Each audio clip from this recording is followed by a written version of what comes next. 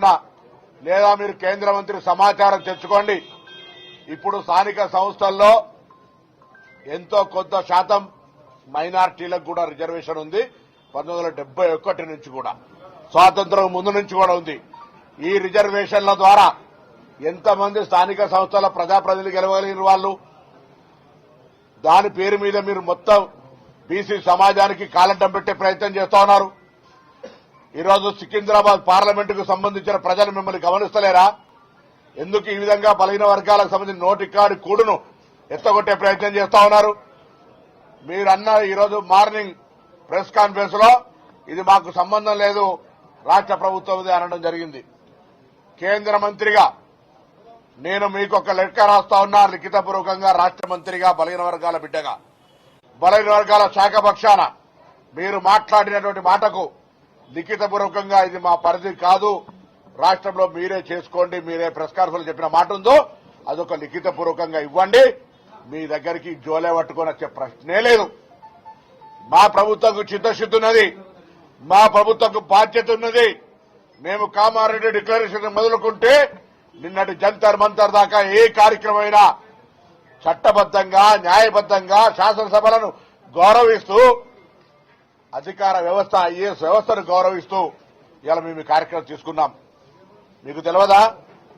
రాష్ట్ర వ్యాప్తంగా dedication commission వేసి, 1 మెన్ కమిషన్ కావాలంటే 1 మెన్ కమిషన్ వేసి, బీసీ కమిషన్ వేసి, క్షేత్రస్థాయిలో 1,00,000 మంది ప్రభుత్వ ఉద్యోగులను ఇంటింటికి తిరిపి ప్రామాణికమైనటువంటి సర్వే, అది ఇందిరా సహాని కేసు కావచ్చు, ఈడబ్ల్యూఎస్ కేసులో ఆర్గ్యుమెంట్ జరిగిన నాడు చాలా స్పష్టంగా చెప్పబడ్డది కదా.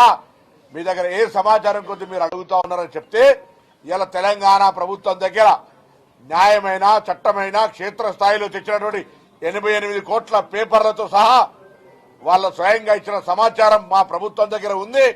ఆ సమాచారం మేరకే ఇవాళ ఈ కోటా రిజర్వేషన్లు ఇవ్వమని అడుగుతా ఉన్నాం. మీరెంతసేపు ఫ్యూడలిస్టిక్ గా బలహీన వర్గాల ఎదుగుదల వద్దు అంటుంటే, ఆ భారతీయ జనతా పార్టీలో ఉన్న బీసీలకు కొంత కూడా చీమనెత్తురు కాతలేదు. తెలంగాణ ఉద్యమంలో కాంగ్రెస్ పార్టీలో కూడా కొంత ఐక్యవాదులుండ్రి, కానీ ఆనాడు తెలంగాణ బిడ్డలంగా మా సొంత పార్టీ అధికారంలో ఉంటే కూడా మేము గట్టిగా తెలంగాణ ఆకాంక్షను వినిపించినాం.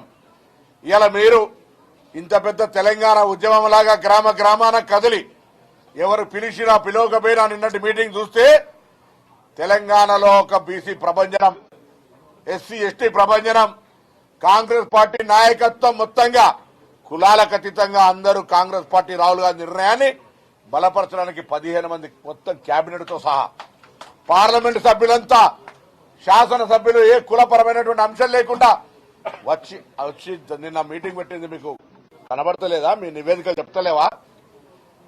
ఇప్పటికైనా మీరు చెప్పినటువంటి ఈ రోజు ఉదయం పత్రికలో చెప్పినటువంటి మాట ప్రకారంగా ఇది మా పరిధిలో కాదు, రాష్ట్రంలో అని మీరంటే తప్పకుండా మేము ఆ మాటను ఆదేశంగా, కేంద్ర మంత్రి ఆదేశంగా తీసుకొని మా ప్రక్రియ మేము కొనసాగిస్తాం.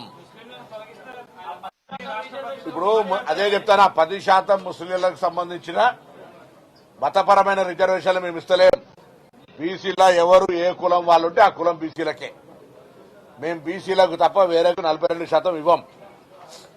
ఇవాళ మీరు కేంద్రం నుంచి ఆ కులాలను బీసీలకి తొలగించండి. ఆ తొలగించే హక్కు మీ దగ్గరనే ఉంది. 10 సంవత్సరాల అధికారంగా ఎందుకు తొలగిస్తలేరు?